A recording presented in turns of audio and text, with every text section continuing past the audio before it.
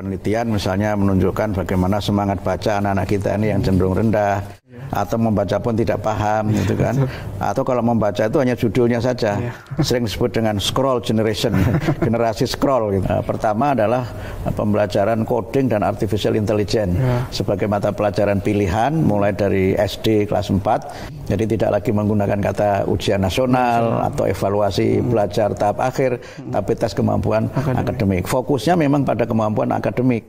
Yang nanti juga akan menjadi bagian dari sini adalah pendekatan yang kita sebut dengan deep learning itu. Sekarang kami merencanakan pada tahun ini 2025, insya Allah nanti akan ada sekitar 57.000 guru yang kita berikan bantuan untuk melanjutkan studi ke jenjang D4 atau S1 sebagaimana persyaratan dalam Undang-Undang Guru dan Dosen. Sobat Media Indonesia, kami berkesempatan untuk mewawancarai Menteri Pendidikan Dasar dan Menengah, Profesor Abdul Muti. Begini Prof, pertama yang ingin saya tanyakan itu mengenai, ini kan sudah memasuki 100 hari masa pemerintahan, bahkan sudah lebih ya Prof ya. Nah, untuk dari sisi pendidikan sendiri, semenjak Prof menjabat sebagai Menteri, apa saja perubahan-perubahan yang sudah dilakukan Prof? Ya, pertama terima kasih untuk wawancaranya, dan yang kedua juga mungkin teman-teman media dan para pemirsa media Indonesia juga bisa memahami dari apa yang sudah kami lakukan. Kalau dilihat dari sisi klasifikasinya itu ada 3 yang telah kami lakukan dalam konteks kebijakan Presiden Prabowo Subianto dan Wakil Presiden Gibran. Yang pertama terkait dengan penguatan pendidikan karakter, yang dalam kaitan ini kami sudah melonsing beberapa program yang berkait secara langsung terhadap penguatan pendidikan karakter itu melalui yang pertama program 7 kebiasaan anak Indonesia hebat. Ini adalah satu kebijakan yang menekankan arti pentingnya pembentukan karakter melalui pembiasaan di dalam keluarga, di sekolah, dan di masyarakat. Itu meliputi kebiasaan bangun pagi, kemudian beribadah, berolahraga, kemudian makan sehat dan bergizi, gemar belajar, kemudian bermasyarakat, dan tidur cepat. Ini kita sebut sebagai kebiasaan karena titik tekannya lebih kepada bagaimana anak-anak kita ini move on begitu dalam istilah sekarang dari kebiasaan-kebiasaan yang sekarang cenderung kurang mendukung pengembangan karakter itu. Nah, anak-anak kita ini kan sering memiliki kebiasaan bangun terlambat. Kemudian tidurnya pun terlambat gitu. Sering dalam istilah lain disebut sebagai anak-anak yang nokturnal gitu ya, generasi nokturnal. Kemudian juga dari sisi misalnya keagamaan juga kan juga banyak penelitian yang menunjukkan bahwa generasi muda kita ini itu keberagamaannya cenderung longgar gitu dibandingkan dengan generasi misalnya generasi saya ya, generasi baby boomer gitu. Nah, kemudian juga kebiasaan untuk berolahraga ya. Kan sekarang ada istilah anak-anak sekarang itu mager, malas gerak gitu. Menghabiskan waktunya bukan dengan aktivitas fisik, tapi dengan aktivitas yang lebih banyak berkaitan dengan misalnya gawai dan seterusnya itu. Kemudian yang berikutnya adalah bagaimana kebiasaan makan sehat dan bergizi. Ini kan ada kecenderungan banyak ya penelitian yang menunjukkan anak-anak kita mengalami malnutrisi ya. Yang sebagiannya karena kebiasaan mengonsumsi junk food, ya makanan-makanan yang tidak mengandung vitamin, juga kadar gizi yang rendah, bahkan kemudian memiliki dampak yang negatif terhadap kesehatan karena kandungan garam yang tinggi, kandungan gula yang tinggi, dan makanan-makanan lain yang memang tidak sehat dan tidak bergizi itu. Kemudian juga memang ada kan, kita perlu membangkitkan kembali semangat untuk anak-anak ini punya gairah belajar ya. Karena Ya banyak penelitian misalnya menunjukkan bagaimana semangat baca anak-anak kita ini yang cenderung rendah, atau membaca pun tidak paham gitu kan, atau kalau membaca itu hanya judulnya saja, sering disebut dengan scroll generation, generasi scroll gitu. Jadi kalau baca itu hanya dilihat judulnya, di scroll sudah langsung mengambil kesimpulan dan sebagainya. Kemudian juga kami ingin agar anak-anak kita ini tetap memiliki tradisi dan juga nilai-nilai yang utama di masyarakat itu terinternalisasi dalam dirinya. Nah, sekarang kan ada kekhawatiran dari banyak pihak tentang melemahnya identitas keindonesiaan, juga identitas kebudayaan di dalam masyarakat kita, yang itu sebagainya karena anak-anak kita ini kurang bermasyarakat, gitu. Kurang bergaul, dan kemudian juga ada kekhawatiran misalnya rendahnya tata krama dan sebagainya itu. Kemudian kebiasaan yang terakhir adalah tidur cepat, ya. Dan banyak penelitian yang menunjukkan bagaimana hubungan antara bangun awal dengan tidur cepat terhadap kesehatan fisik dan fisiologis. Kalau yang lain-lain hubungannya makanan dengan kesehatan saya kira tidak perlu dipersoalkan. Dan kemudian yang kedua adalah kebijakan pagi ceria, ya, kami menyebutnya pagi ceria. Jadi sebelum pembelajaran itu anak-anak kita biasakan untuk berolahraga, senam gitu, kemudian menyanyikan lagu Indonesia Raya dan berdoa. Nah, khusus untuk senam ini kan sudah kita luncurkan, ya. Senam anak Indonesia hebat, yang saya dapat laporan per hari ini itu sudah ditonton oleh lebih dari 20 juta. Jadi itu adalah sebuah rekor, ya, dalam publikasi kami, dan alhamdulillah ini sudah mulai menjadi gerakan baru di sekolah. Itu yang katanya dengan pendidikan karakter.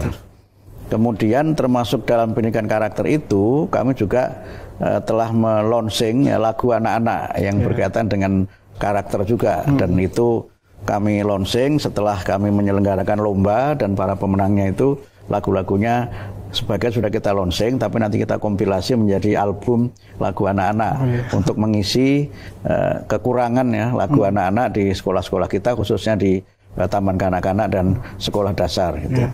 Nah, yang kedua itu program yang berkaitan dengan peningkatan kompetensi guru dan kesejahteraan guru.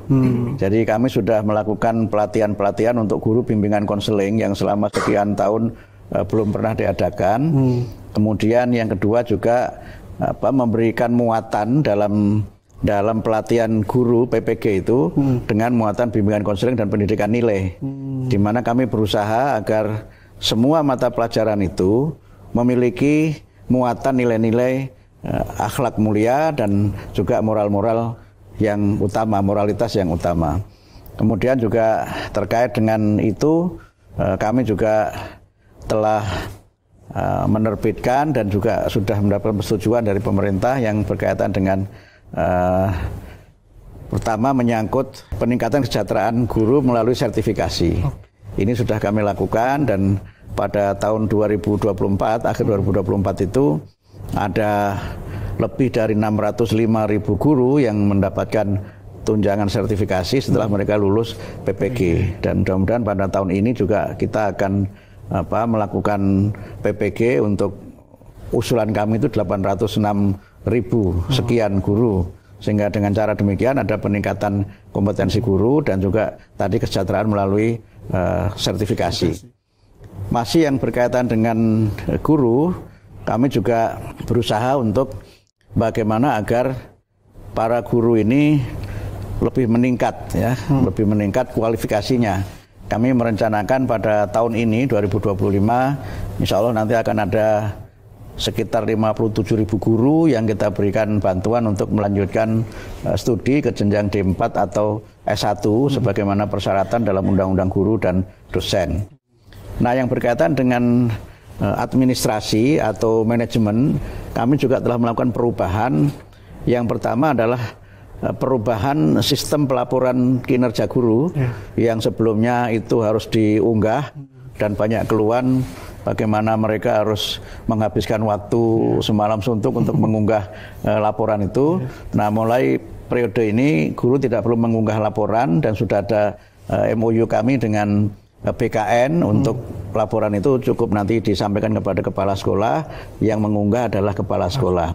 Dan laporan itu cukup disampaikan 1 kali dalam 1 tahun, tidak perlu 2 kali dalam 1 tahun, sehingga guru tidak banyak terlibat dalam hal-hal yang terlalu teknis administratif yang itu berdampak terhadap kinerja mereka sebagai guru. Masih berkait dengan kebijakan manajerial itu adalah guru tidak perlu mengajar 24 jam dalam 1 minggu, tetapi 24 jam itu bisa dikombinasikan antara mengajar tatap muka dengan kegiatan-kegiatan lain, misalnya membimbing para murid gitu, bahkan nanti membimbing murid ini menjadi bagian dari kewajiban guru yang kita konversi dengan jam tatap muka, termasuk harus mengikuti pelatihan-pelatihan peningkatan kompetensi yang kita tunjukkan dengan jam tatap muka, dan juga keaktifan di organisasi dan kegiatan sosial juga kami hitung sebagai bagian dari kegiatan yang bisa dikonversi setara dengan jam mengajar. Sekarang sedang proses penyiapan peraturan menteri dan mudah-mudahan itu nanti bisa menjadikan guru ini tidak sekedar mengajar yang hitungannya hanya tatap muka di depan kelas, tapi juga kegiatan terutama bimbingan, konseling, karena selama ini anak-anak kita ini kurang mendapatkan perhatian di luar jam mengajar guru, dan banyak persoalan yang dihadapi anak-anak ini juga kurang mendapatkan perhatian dari para guru, sehingga banyak anak-anak yang mengalami masalah belajar, ya, masalah psikologis, mungkin masalah keluarga, bahkan mungkin juga masalah-masalah spiritual yang kurang mendapatkan bimbingan. Sehingga karena itu maka kami berusaha dengan kebijakan ini, guru tidak hanya dituntut untuk mengajar di kelas, tapi juga ada tugas-tugas lain yang melekat dengan profesinya sebagai guru. Dan termasuk yang bersifat manajerial juga, masih berkait dengan guru juga. Ini juga aspirasi dari banyak sekali masyarakat untuk guru-guru ASN itu dapat ditugaskan mengajar di sekolah-sekolah swasta. Sudah kami terbitkan peraturan menterinya dan juga sudah kami sampaikan ke berbagai pihak yang terkait. Karena memang selama ini problem kita itu adalah distribusi guru. Sebenarnya secara rasio nasional, ya, rasio nasional, perbandingan jumlah guru dan murid itu sudah ideal. Problemnya adalah bagaimana distribusi guru itu, sehingga ada daerah-daerah tertentu, terutama di kota ya, yang gurunya itu berlebih gitu. Tapi ada banyak daerah, terutama daerah 3T yang kekurangan guru, sebagaimana banyak dilaporkan oleh berbagai media. Dan juga ada realitas juga, walaupun di kota itu juga ada guru yang numpuk di sekolah-sekolah negeri dan banyak sekolah swasta yang kekurangan guru. Karena ada kebijakan sebelumnya di mana semua guru yang mengikuti P3K itu harus mengajar di sekolah negeri. Akibatnya banyak guru yang numpuk di sekolah negeri dan kekurangan jam mengajar, sementara sekolah swasta yang sebelumnya para guru ini mengajar itu harus pindah ke negeri, dan sekolah swasta ini belum mampu melakukan rekrutmen guru baru gitu. Nah, itu yang sudah kami lakukan dalam beberapa hal menyangkut kebijakan selama 100 hari ini, dan saya kira itu juga sudah bisa dirasakan dampaknya oleh masyarakat. Beberapa yang sebentar lagi juga akan kami terbitkan peraturannya adalah tentang sistem penerimaan murid baru yang dalam beberapa komponen itu berbeda dengan sebelumnya, dan juga nanti kami juga setelah ini nanti mulai kita terbitkan dan mulai ada sosialisasi, kami juga nanti akan melakukan perubahan terhadap sistem evaluasi belajar yang mungkin teman-teman media juga sudah mengikuti karena sudah ada yang menyampaikan ke publik ya. Nanti kita akan pakai sistem evaluasi dengan nama tes kemampuan akademik. Jadi tidak lagi menggunakan kata ujian nasional atau evaluasi belajar tahap akhir, tapi tes kemampuan akademik. Fokusnya memang pada kemampuan akademik. Penilaian yang lainnya itu nanti oleh satuan pendidikan, ya kan, dan itu nanti yang dites adalah semua mata pelajaran, termasuk kepribadiannya, termasuk karakternya, itu oleh sekolah, bukan oleh negara. Nah, ini yang sedang kami lakukan. Prosesnya sudah selesai, tinggal nanti ya menunggu penetapan oleh kami di kementerian. Dan beberapa kebijakan baru yang secara konsep juga sudah selesai, tinggal pelaksanaan. Pertama adalah pembelajaran coding dan artificial intelligence sebagai mata pelajaran pilihan mulai dari SD kelas 4, kemudian pembelajaran yang nanti juga akan menjadi bagian dari sini adalah pendekatan yang kita sebut dengan deep learning itu. Sekarang juga penyusunan naskah akademiknya sudah selesai, tinggal nunggu finalisasi dari tim, kemudian kita lanjutkan. Setelah itu nanti pelatihan gurunya, mungkin kita nanti menyelenggarakan pelatihan pelatih gitu, atau sering disebut dengan training of trainers. Dan nanti kami usahakan supaya pada tahun pelajaran baru 2025-2026 itu sudah dapat diberlakukan, tapi tentu tidak untuk semua satuan pendidikan. Nanti kita lihat sekolah-sekolah yang memang siap untuk memberlakukan itu, dan juga ketersediaan dana tentu saja, karena kita ini kan baru saja dapat kabar ada pengurangan dana yang sangat signifikan ya, yang membuat kami harus melakukan penyesuaian dan efisiensi di berbagai program yang sebelumnya sudah kami rencanakan untuk tahun 2025 gitu. Kalau melihat dari 100 hari ini ya Prof ya, salah satu hal yang saya lihat itu adanya perhatian Prof terhadap anak usia dini ya Prof ya. Betul. Ya. Termasuk deep learning, terus coding dan AI, pembelajaran dan segala macamnya. Nah, menurut Prof ini sebelumnya apakah perhatian terhadap anak usia dini ini masih kurang atau gimana Prof? Memang ada banyak sekali masukan ya dari masyarakat bahwa penguatan pendidikan anak usia dini itu memang perlu terus kita lakukan. Selain memang juga ada amanat dari RPJMN ya, Rancangan Pembangunan Jangka Menengah, tentang wajib belajar 13 tahun.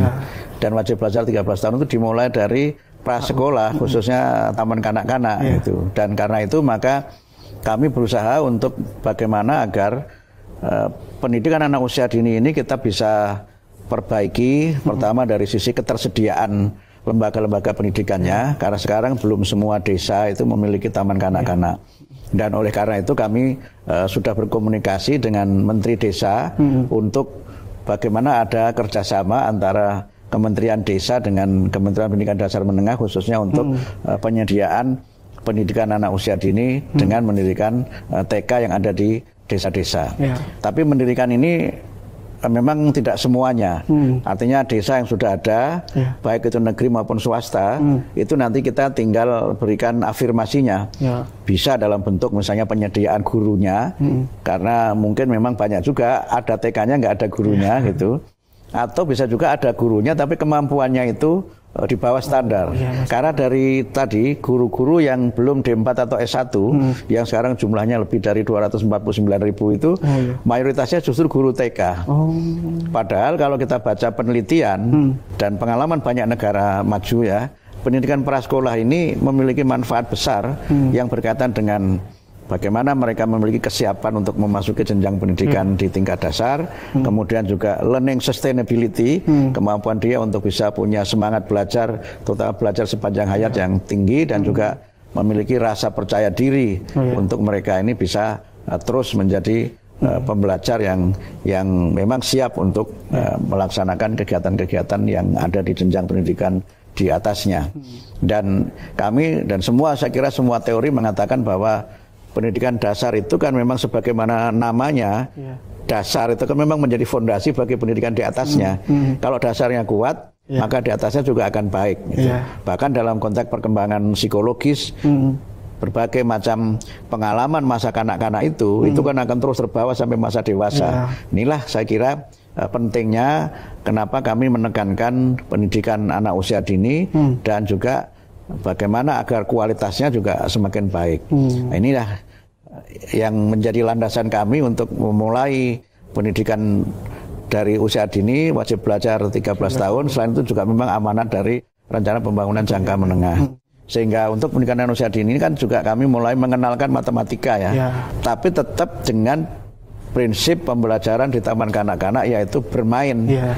Bermain kan. Jadi dan ternyata kemarin saya ketemu dengan sebuah yayasan yang selama ini banyak membantu dan kerjasama dengan kementerian itu, modul-modul matematika untuk anak TK. Ternyata sudah banyak yang mengembangkan. Nah, karena itu maka pengalaman-pengalaman ini kami coba untuk terus tingkatkan sehingga fondasi pendidikan dari anak usia dini ini dapat kita perkuat untuk masa-masa yang akan datang. Kalau berkaitan dengan tadi deep learning itu kan berkaitan dengan semua ya, bukan hanya untuk anak-anak pendidikan dasar. Karena kami melihat bahwa penelitian yang selama ini terkait dengan pembelajaran di sekolah itu kan masih fokus pada dua pendekatan, yaitu service learning dan achievement learning. Service learning itu pembelajaran yang orientasinya itu kuantitas apa yang dipelajari. Jadi how much itu, berapa banyak yang dipelajari. Kemudian yang kedua itu achievement, orientasinya itu skor, orientasinya itu ya angka-angka nilai, bahkan kadang-kadang juga mungkin ranking dan sebagainya. Tentu orientasi achievement ini penting, tapi akhirnya kan dia belajar hanya untuk lulus, belajar hanya untuk bisa mengerjakan soal. Padahal sesungguhnya kan belajar itu harus lebih dari itu. Nah, karena itu kami dengan berbagai kajian yang ada dan juga berbagai arah ke depan yang harus kami lakukan adalah bagaimana agar pembelajaran lebih mendalam. Materinya tidak usah terlalu banyak, tetapi pembahasannya yang mendalam, melibatkan proses-proses pembelajaran yang mendorong berpikir kritis, kemudian kerjasama dan berbagai kreativitas serta kontekstualisasi apa yang dipelajari dengan kehidupan nyata. Memang ini nanti akan ada perubahan dari sisi muatan materi pelajaran. Pelajarannya tidak kami kurangi karena itu memang merupakan standar yang kalau nanti dikurangi akan ada banyak guru yang kekurangan mata pelajaran mesti bermasalah kan. Karena itu yang kita kurangi adalah muatannya. Jadi misalnya kalau bahasa Inggris itu pokok bahasanya katakanlah misalnya ada 15 gitu, mungkin kita kurangi jadi 12 atau bahkan mungkin 10, tapi yang paling esensial untuk dipelajari yang dengan itu bisa murid itu mendemonstrasikan dengan 10 pokok bahasan itu gitu. Nah, ini yang coba nanti kami lakukan dan tentu saja prosesnya tidak bisa dalam waktu yang singkat karena memang ini perlu penerapan yang bertahap di lapangan. Berarti terkait deep learning ini masuk ke arah kurikulum juga, Prof? Perubahan deep learning itu pendekatan ya. Pendekatan. Dan dalam kajian tim kami itu deep learning ini bisa diterapkan untuk semua mata pelajaran dan bisa diterapkan dalam kurikulum Merdeka maupun kurikulum K13.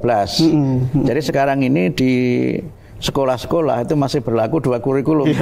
Kurikulum Merdeka juga sudah berlaku, kalau tidak salah sekitar 53% sekolah itu menerapkan kurikulum Merdeka, yang sisanya itu 47% atau 46 sekian persen itu masih menggunakan K13 gitu. Nah, karena itu kami belum menyentuh-nyentuh tentang kurikulum ini, walaupun memang ada beberapa perbedaan ya, misalnya kalau K13 itu kan kompeten base itu, karena itu kompetensinya kan disebut ini K berapa gitu kan. Betul. Nah kemudian kalau kurikulum Merdeka ini kan outcome base gitu. Bahkan ini juga di perguruan tinggi juga diterapkan begitu. Jadi apa sih yang akan diperoleh kalau seseorang mempelajari suatu pokok bahasa. Nah ini kan memang pendekatan saja menurut saya yang memang dalam beberapa hal itu baik K13 maupun kurikulum Merdeka itu kan lebih banyak berkaitan dengan administrasi dan organisasi mata pelajaran dan sistem pembelajarannya di sekolah. Tapi yang namanya materi pembelajaran apapun kurikulumnya kan menurut saya sama. Ya, saya sering sekali mencontohkan misalnya kalau mencari kecepatannya dalam fisika itu kan V sama dengan S per T. Kecepatan itu adalah jarak dibagi waktu. Apapun kurikulumnya ya tetap seperti itu kan, tidak mungkin dirubah gitu kan. Misalnya ya hukum Newton 1 ya apapun kurikulumnya tetap saja aksi sama dengan reaksi kan, kira-kira begitu. Tidak kemudian begitu kurikulumnya berubah terus teorinya berubah kan, tidak. Nah karena itu masyarakat sebenarnya tidak perlu terlalu khawatir gitu. Tidak perlu khawatir kalau misalnya ada kritikan sekarang ganti menteri ganti kebijakan, ganti menteri ganti kurikulum misalnya, itu tidak usah dipertentangkan begitu gitu. Karena sekali lagi kalau namanya teori itu ya apapun kurikulumnya dia tidak akan berubah. Yang berbeda adalah bagaimana cara mengajarkan teori itu sehingga kemudian murid ini bisa lebih paham, belajar dengan gembira dan bisa menemukan makna dari apa yang dia pelajari itu gitu. Berarti caranya ya Prof ya? Ya, betul. Nah, itu karena itu kita menyebut deep learning itu approach, pendekatan. Pendekatan. Nah, karena pendekatan maka ya Memang nanti itu sekali karena mendalam, maka supaya bisa mendalam ya tidak perlu banyak-banyak. Tapi yang sedikit ini nanti memiliki interkoneksi, memiliki integrasi, dan juga mungkin memiliki nilai-nilai kebaruan dari sisi penerapannya dan dari sisi bagaimana guru memotivasi murid. Memang nanti ada juga perubahan dari sisi cara mengevaluasinya. Gitu. Kalau dalam deep learning itu kan evaluasinya menggunakan namanya SOLO ya, self observed learning outcome. Jadi murid itu didorong betul untuk aktif gitu, untuk aktif. Kemudian kalau tujuannya itu ini, Anda sudah sampai mana, gitu kan? Kemudian ketika dia diberi tugas misalnya, maka mana bagian yang guru mungkin nanti menunjukkan, oh ini belum benar, maka mana yang kemudian belum benar itu guru mungkin hanya menunjukkan, dan kemudian murid diberi kesempatan untuk memperbaikinya dengan misalnya memberikan referensi dan sebagainya. Karena itu nanti dalam rangka mendorong literasi dan juga peningkatan kemampuan membaca, itu memang kami akan juga mendorong agar bahan-bahan bacaan itu juga menarasikan berbagai macam atau mendeskripsikan berbagai macam teknologi yang bisa ditemukan dalam kehidupan sehari-hari. Ya, jadi misalnya bagaimana kamera ini bekerja. Orang mungkin mengerti kamera kan, bagaimana kamera itu bekerja. Nah itu kan kalau kita dulu belajar fisika itu kan nanti ada lensa ya, ada lensa cembung, lensa cekung, kemudian cahaya, ini kekuatan cahayanya berapa. Tapi itu kan tidak bisa dipahami oleh anak-anak terutama kalau misalnya harus menjelaskan teori-teori fisika yang rumit itu, ya kan? Nah, tetapi kalau dijelaskan dalam bentuk narasi, deskripsi visual, dibuat buku-buku bergambar, oh cara kerjanya begini, ini begini, cahaya dipantulkan ke sini gitu. Kenapa kemudian kalau di kamera itu objeknya harus terbalik, misalnya, itu bagaimana? Itu kan sebenarnya dulu belajar fisikanya itu, tapi kan kalau sejak dini hal ini tidak ditanamkan, maka anak-anak kurang memiliki minat untuk mempelajari, bahkan kemudian untuk mencintai teknologi. Nah, tapi nanti nilai dan pendidikan karakternya juga ditanamkan di situ. Sehingga kami berusaha untuk bahan-bahan bacaan itu bisa diperbaharui supaya mendorong STEM itu. Dan mungkin nanti penugasan-penugasan ketika anak-anak mungkin di hari libur gitu, itu bukan mengerjakan soal, tapi mungkin membaca buku. Nah, atau misalnya membaca koran. Nah, membaca koran kemudian diminta untuk menuliskan apa yang dia baca, kemudian dibawa ke sekolah. Jadi ini saya jadi ekosistem kan yang harus kita kembangkan bersama-sama gitu. Jangan kemudian penugasannya hanya mengerjakan soal. Kalau hanya itu mereka nggak banyak membaca. Tapi kalau didorong untuk membaca berbagai macam bacaan dan kemudian memang ketersediaan bacaan itu juga bisa semakin banyak, semakin baik, maka mudah-mudahanlah kita bisa membangun reading society ya, masyarakat yang gemar membaca dan juga masyarakat yang memiliki nalar kritis untuk mereka bisa lebih maju lagi. Selanjutnya Prof, saya juga melihat terkait dengan persoalan guru, Prof juga sudah banyak mengeluarkan kebijakan-kebijakan yang membantu ya Prof ya. Tapi betul. Kan banyak guru-guru di daerah yang masih merasa kurang tetap gitu ya Prof ya. Nah, kalau misalnya Prof sendiri melihat kondisi sekarang tuh gimana Prof? Ya tadi kami sampaikan bahwa problem terkait dengan guru itu kan memang mungkin kalau kita buat klasifikasinya ada 4 ya. Yang pertama itu kualifikasi guru tadi itu. Kualifikasi guru yang memang banyak guru yang belum D4 atau S1.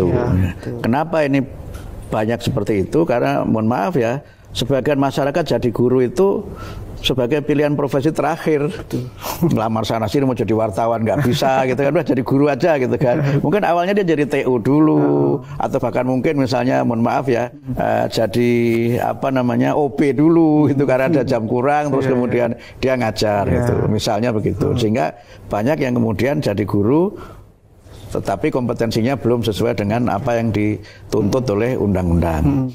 Yang kedua memang juga guru kita ini kemampuannya masih perlu ditingkatkan. Kan pernah dulu ada UKG ya, uji kompetensi guru. Kalau nggak salah masa Pak Nuh itu kan memang rendah juga kompetensi guru kita ini, ya kan? Sehingga perlu ada peningkatan kompetensi. Dan ketika kami coba ke lapangan, itu banyak sekali guru yang sejak dia menjadi guru itu tidak pernah mengikuti pelatihan-pelatihan peningkatan kompetensi, gitu.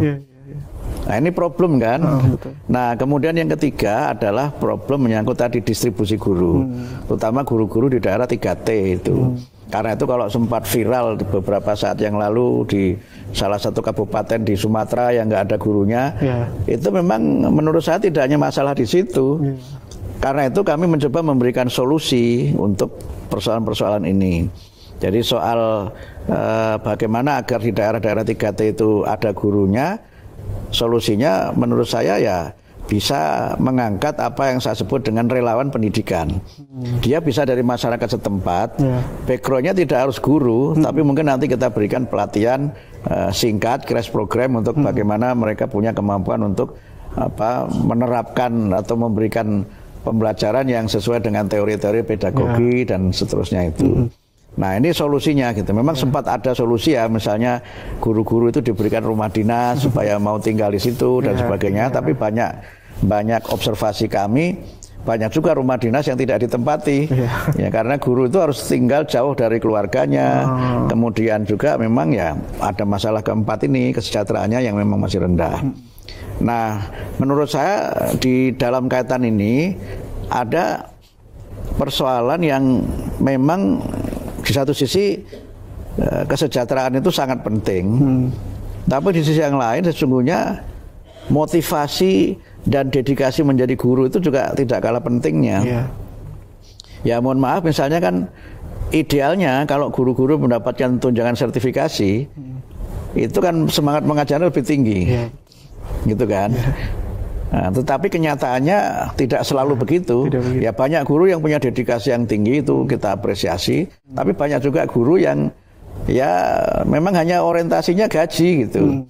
Nah kalau orientasinya itu hanya gaji, berapapun gaji itu dinaikkan, dia tetap saja tidak akan termotivasi. Malah mungkin ada yang mengkritik begitu gajinya tinggi, yang meningkat itu kepemilikan yang sifatnya materi yang tidak berkaitan dengan peningkatan kompetensinya sebagai guru. Tentu kesejahteraan itu penting, sangat penting, dan karena itu memang ya perlu ada upaya peningkatan kesejahteraan itu. Tetapi kalau hanya itu saja, menurut saya itu akan menjadi masyarakat disebut dengan complaint society. Masyarakat yang kerjaannya itu komplain aja gitu. Nah ini yang menurut saya harus kita lihat sebagai salah satu persoalan. Masalahnya ada pada konteks budaya sebenarnya, ada problem budaya di situ. Nah yang kedua itu problem yang memang menurut saya perlu kita bangun adalah tadi membangun budaya dan mentalitas guru dengan bagaimana mereka ini menjadi pendidik yang cinta ilmu dan cinta murid. Kalau guru sudah tidak cinta ilmu, ya sudah merasa cukup dengan apa yang dia miliki, gitu kan. Sehingga dari dulu ya cara mengajar begitu-begitu saja, gitu kan, sehingga membosankan gitu. Nah, tapi juga kalau tidak cinta murid, nanti bawaannya marah-marah melulu. Nah, itu yang kemudian sering kan kita lihat, dan ini keprihatinan kita kan, bagaimana penelitian itu menunjukkan 43% kekerasan di sekolah itu pelakunya guru. Nah ini yang saya kira harus menjadi bagian dari agenda-agenda untuk ke depan. Memang guru itu betul-betul jadi guru, digugu dan ditiru gitu. Guru itu betul-betul menjadi mentor, tidak sekedar fasilitator, sehingga dia bisa menjadi teladan, menginspirasi muridnya. Kalau motivasinya tadi cinta ilmu dan cinta murid. Nah, kalau cinta duit, lain soal itu. Lain soal. Nah, inilah kenapa kemudian kami berusaha untuk nanti pelatihan-pelatihan guru itu kita lakukan, dan kemudian pembinaan-pembinaan kita lakukan, walaupun memang ya tidak semuanya itu berada pada kami ranahnya itu. Pengangkatan, penempatan, dan pembinaan itu kan ada pada kementerian, ada pada pemerintah daerah sesuai dengan undang-undang otonomi kan. Kalau guru TK sampai SMP itu pemerintah kabupaten kota, guru SLTA dan sekolah luar biasa itu ada pada pemerintah provinsi. Nah, karena itu sebenarnya ya kerjasama antar berbagai pemangku kepentingan ini memang perlu kita tingkatkan di masa yang akan datang. Cuma repotnya kan kalau ada apa-apa itu selalu dialamatkannya kepada kementerian gitu kan. Jadi yang disalahin itu. Iya, jadi misalnya ada itu kasus di salah satu kabupaten di Sumatera, ini menterinya kemana gitu. Padahal penempatan guru itu kan bukan oleh kami kan gitu. Itu kemudian ada ya misalnya kasus sudah sekian lama mengabdi, tidak bisa ikut P3K misalnya. Ini menterinya gimana? Padahal itu kan orangnya Menpan, bukan kami misalnya. Jadi ini memang sesuatu yang secara administrasi pemerintahan itu beririsan dengan banyak kementerian, tapi semua orang itu tahunya karena itu menyangkut guru, menyangkut sekolah itu alamatnya ke sini, ya nggak apa-apa juga gitu. Tapi ya menurut saya juga masyarakat perlu memahami dan mendudukkan persoalan secara proporsional. Oke. Tadi sedikit menyinggung soal kekerasan ya Prof ya, kekerasan di sekolah. Walaupun memang angka persentasenya kebanyakan guru yang melakukan, tapi kan beberapa kasus ada siswa yang menyerang guru gitu Prof. Nah kalau misalnya melihat fenomena-fenomena seperti ini gimana Prof? Ya itu problem yang memang tidak bisa kita anggap sebagai masalah yang sederhana ya. Jadi kenapa kemudian anak-anak menjadi brutal dan tidak menghormati guru? Ya itu karena sebagiannya ya menurut saya memang ada yang berasal dari mungkin cara guru menangani mereka gitu. Jadi ada buku yang saya baca itu judulnya itu Dendam Anak-anak. Dendam Anak-anak itu menarik buku itu yang menjelaskan bagaimana anak-anak itu menjadi keras. Itu karena dia memang dididik secara keras. Gitu. Jadi kalau misalnya mohon maaf ya, guru masih main pukul gitu. Atas nama mendidik, itu lebih banyak negatifnya. Sehingga mereka tidak hanya rebel dan rewel gitu. Rebel itu kan bangkang, rewel itu ngeyel ya. Tapi juga memang mereka kemudian akhirnya berani gitu. Berani. Nah karena itu menurut saya memang para guru juga perlu muhasabah ya. Bagaimana mereka bisa menanamkan disiplin tanpa harus menggunakan cara-cara kekerasan, baik kekerasan fisik maupun verbal. Itu. Nah yang kedua memang ada problem menyangkut misalnya pergaulan anak-anak kita. Jadi kalau saya bertanya sekarang sebenarnya anak kita atau anak media? Mohon maaf ini. Mohon maaf kan ini kan seringkali tidak kita lihat sebagai realitas di mana anak kita itu sebenarnya ya memang sebagian sudah jadi anak media, terutama anak media sosial ya. Anak media sosial yang dia tonton itu belum tentu yang positif dan itu kan ada di genggaman tangan mereka. Dan sebagian mereka itu tidak mengerti bahwa yang mereka saksikan itu adalah rekayasa, ya kan? Sesuatu yang memang itu direkayasa oleh konten kreatornya atau mungkin oleh misalnya kalau dia film ya oleh sutradaranya atau produsernya dan sebagainya. Mereka tidak bisa membedakan antara dunia nyata dengan dunia rekayasa gitu. Mana yang memang itu benar dan mana yang tidak. Dan juga karena tidak ada yang mendampingi, maka juga dia tidak tahu ini benar apa salah, ini boleh ditiru apa tidak. Mereka kan seringkali tidak tahu itu. Nah oleh karena itu kami juga berusaha untuk bagaimana memperkuat 4 catur pusat pendidikan. Selama ini kan orang bicara 3 ya, tapi menurut saya 4 catur pusat pendidikan itu sekolah, keluarga, masyarakat dan media. Keempatnya ini menurut saya harus sinergi. Karena itu ketika ada kasus misalnya ya sang anak kemudian berani pada guru, sebagainya mungkin anaknya yakin bakal dibela orang tuanya, ya kan?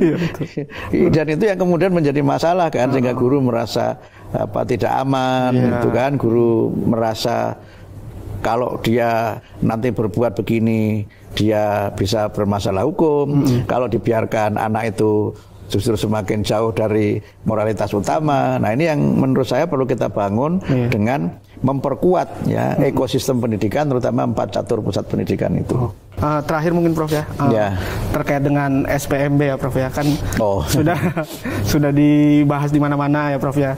Terus juga menurut beberapa pengamat perbedaan antara SPMB dan PPDB belum terlalu signifikan gitu Prof.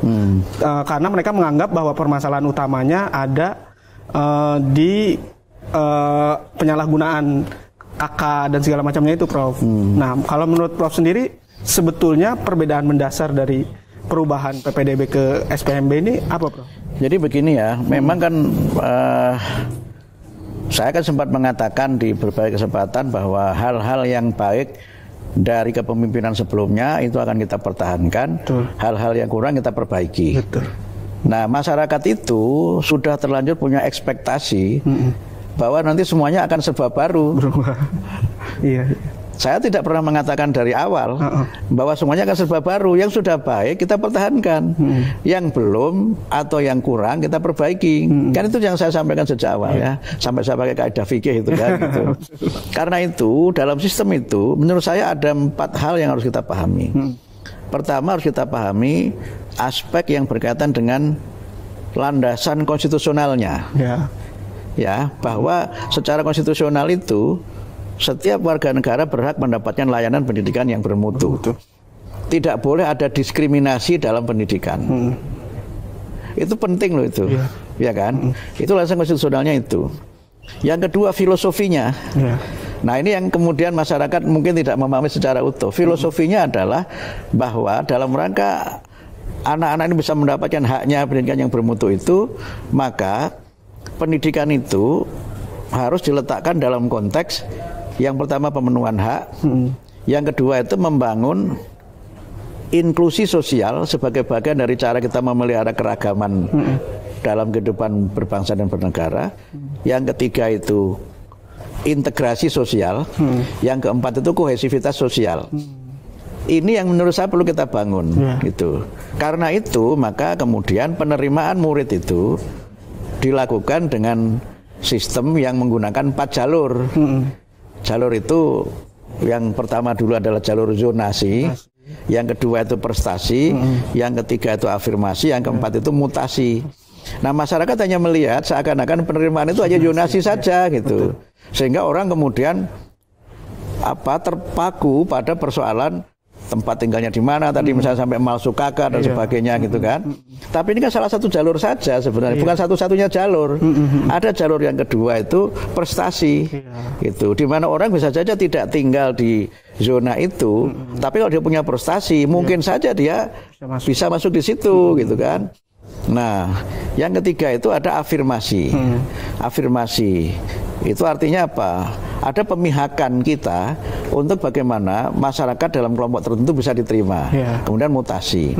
Nah sekarang supaya tidak rancu istilah zonasi itu, kami ganti aslinya sebenarnya kan domisili. Aslinya domisili. Jadi misalnya siswa A itu tinggal di mana, dia domisilinya di mana. Nah di dalam aturan yang baru sekarang itu kita memang melihat kedekatan tempat tinggal murid dengan sekolah. Walaupun dia mungkin nanti melintas desa, melintas kecamatan, melintas kabupaten, bahkan mungkin nanti melintas provinsi, gitu. Melintas provinsi. Nah karena itu tidak dilihat administrasinya. Jadi administrasi kita lihat, tetapi yang pokok itu adalah tempat tinggalnya. Supaya apa? Kalau dia belajar, terutama untuk tingkat dasar ya, kalau dia belajar dekat dengan rumahnya, itu kan dia hemat biaya, lebih aman. Kemudian punya teman sekampung, ya kan, punya teman sekampung. Di banyak negara maju, sekolah dasar itu kan selalu community base, yang memang dia itu berbasis komunitas.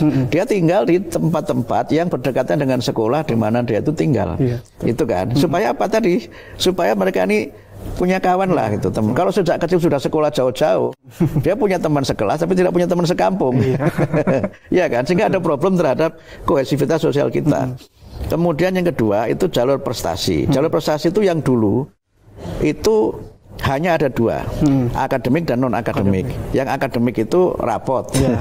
Walaupun kadang-kadang rapot juga bikin repot ya, karena ada kritik rapotnya itu tidak menggambarkan kemampuan sesungguhnya, gitu. Betul. Harusnya itu dia diberi nilai 6 supaya anaknya diterima, kemudian gurunya sodakoh nilai ya. Saya tidak bicara mark up ya, tapi sodakoh nilai misalnya jadi 8. Akhirnya kan rapot ini tidak dipercaya. Ya kan, ada lagi jalur non akademik itu kan selama ini hanya ada 2, hanya olahraga dan seni. Nah nanti kita tambah ini mas, kita tambah olahraga, seni dan kepemimpinan. Jadi ada yang baru, bukan sama sekali sama, ada yang baru di situ. Kepemimpinan itu masuk di situ, pengalaman di OSIS, pengalaman di organisasi itu masuk di situ. Nah kemudian afirmasi, ini persentasenya untuk afirmasi itu kan untuk 2 kelompok yang utama, untuk masyarakat yang ekonomi tidak mampu dan berkebutuhan khusus. Itu jalur afirmasi. Nah, makanya kita dorong supaya ada inklusi sosial. Itu. Jadi mereka yang mampu dengan tidak mampu itu belajar di sekolah yang sama. Mereka yang normal dengan berkebutuhan khusus juga belajar sekolah yang sama, sehingga ada inklusi sosial, ada integrasi dan ada kohesivitas sosial. Kalau orang punya teman dengan teman-teman sekampung itu kan rasa dan ikatan kekeluargaannya itu makin kuat. Nah karena itu untuk SD itu tetap sama dengan yang sebelumnya, tidak ada perubahan. Tapi SMP itu ada perubahan menyangkut prosentase masing-masing jalur ini. Prosentasenya berbeda dengan yang sebelumnya. Perbedaan prosentase ini punya pengaruh terhadap penerimaan nanti. Jadi jangan dikira kalau kemudian masih ada jalur ini terus dianggap sama, enggak, jalurnya sama, tetapi kalau persentasinya berbeda, ya berbeda dong gitu, ya kan? Nah kemudian untuk SMA itu kita pakainya istilahnya rayon. Oh, rayon. Jadi untuk SMA itu nanti penentuannya itu berdasarkan provinsi. Jadi dia bisa melintas kabupaten, bahkan mungkin di daerah-daerah perbatasan itu bisa nanti, misalnya tinggalnya Bekasi tapi mepet Jakarta. Jakarta sono dikit gitu ya. Sebenarnya begitu kan itu. Atau misalnya tempat saya misalnya Tangerang Selatan ya. Itu misalnya daerah saya itu kan mepet dengan Jakarta Selatan. Dia lebih dekat ke daerah-daerah Jakarta Selatan. Misalnya Lebak Bulus itu sudah Jakarta Selatan. Nah, sementara dia rumahnya Cirende. Nah, Cirende ke Lebak Bulus lebih dekat daripada Cirende ke Ciputat misalnya. Nah, ini padahal ini kan lintas kota, lintas provinsi, tapi lebih dekat ke situ. Nah, ini yang nanti coba kita dorong supaya mekanisme-mekanisme ini semakin dipahami masyarakat.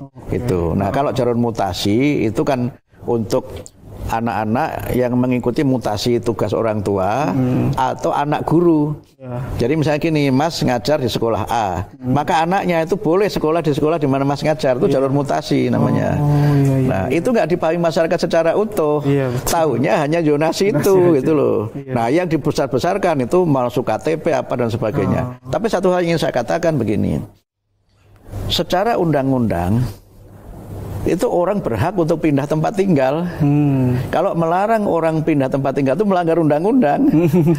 Mutasi itu boleh gitu. Mutasi itu boleh. Nah, cuma problemnya kadang-kadang mutasinya ini hanya untuk kepentingan sekolah itu. Makanya sekarang ada beberapa yang sudah membuat aturan. Misalnya melihat hubungan keluarga sang murid dengan yang kakak baru di mana dia tinggal itu apa? Nah, kemudian berapa lama dia tinggal di situ? Jadi nanti ada di sekolah-sekolah itu verifikasi dan validasi tentang eligibilitas atau keabsahan dari posisi domisili dia itu. Nah, gitu. Nah, memang ini memang masih menjadi persoalan karena apa? Karena mutu pendidikan kita ini memang masih belum merata. Ya, karena itu masih ada sekolah elit dan sekolah alit. Nah, kemudian pembedaan antara negeri dengan swasta. Masyarakat punya asumsi negeri lebih murah daripada swasta. Padahal tidak selalu begitu juga gitu. Karena itu maka kami buat kebijakan supaya ini juga lebih berkeadilan, maka nanti akan ada proses transparansi di mana kami akan menerbitkan data berapa daya tampung masing-masing sekolah, khususnya sekolah negeri itu. Jadi kalau dia daya tampungnya katakanlah misalnya 8 rombel, dia nggak boleh menerima 9 rombel. Kalau nanti daya tampungnya 8, dia menerima 9, maka yang ke-9 ini tidak masuk dapodik. Nah, kalau nggak masuk dapodik, maka dia tidak dapat BOS dan sebagainya. Nanti akan kita coba terapkan itu secara nasional. Beberapa daerah sudah ada yang sukses menerapkan itu dan bisa. Misalnya di Denpasar, Bali, itu begitu dia. Strict begitu. Dan nggak bisa diintervensi. Karena problemnya, kenapa 8 jadi 9 itu seringkali ada intervensi dalam tanda petik orang kuat. Mohon maaf ya, nggak perlu disebut ya. Nggak perlu disebut, karena sebagainya wartawan juga orang kuat itu. Nah, tapi tidak wartawan Anda ya. Nah, kemudian yang kedua itu bagaimana agar swasta juga bisa hidup, ya kan? Karena selama ini kan ada kritik PPDB ini membunuh swasta gitu. Karena negeri itu menerimanya memang berlebihan. Yang akibatnya apa? Turun kualitasnya. Karena itu dengan semangat ini bukan berarti yang di atas turun, tapi yang di bawah dinaikkan. Caranya gimana? Kalau sekolah-sekolah itu tidak menerima melebihi daya tampung, maka kan sarana prasarana yang ada bisa digunakan dengan baik. Bahwa muridnya itu mungkin akan sangat heterogen dari sisi tingkat kecerdasannya, itu tantangan guru di dalam mengajar. Bagaimana dia bisa mengelola kelas dengan sebaik-baiknya, gitu kan. Nah, kemudian yang berikutnya dialihkan ke swasta dan kemudian diharapkan pemerintah daerah itu dapat memberikan bantuan kepada sekolah-sekolah swasta. Dan ternyata tadi saya ketemu dengan Menteri Dalam Negeri itu sudah ada peraturan Mendagri tahun 2023 yang menyebutkan bahwa pemerintah daerah itu diharuskan mengalokasikan sebagian dari APBD-nya untuk membantu pendidikan termasuk pendidikan swasta. Nah, karena itu ketika kami dalam rancangan itu menyebutkan supaya pemerintah daerah membantu swasta, itu tidak kemudian kami merekayasa, itu ada dasarnya. Sudah ada hukumnya. Sudah ada dasarnya di dalam kementerian, di dalam peraturan menteri dalam negeri itu. Ya, tinggal kemudian bagaimana penerapannya. Nah, tadi kami ketemu dengan menteri dalam negeri dan beliau menyampaikan nanti akan menerbitkan surat edaran yang isinya itu memperkuat peraturan menteri dalam negeri yang sudah ada tahun 2023 itu, dan juga peraturan menteri pendidikan dasar menengah yang insya Allah nanti akan kita terbitkan dalam konteks sistem penerimaan murid baru tahun 2025. Jadi tidak kemudian sama persis. Itu namanya juga improvisasi. Kalau namanya improvisasi itu ya memang ada yang lama kan. Iya, betul. Namanya improvisasi itu tidak kemudian harus semuanya baru gitu. Harus semuanya baru, tapi memang yang baik kita pertahankan. Nah, yang mungkin kurang kita perbaiki.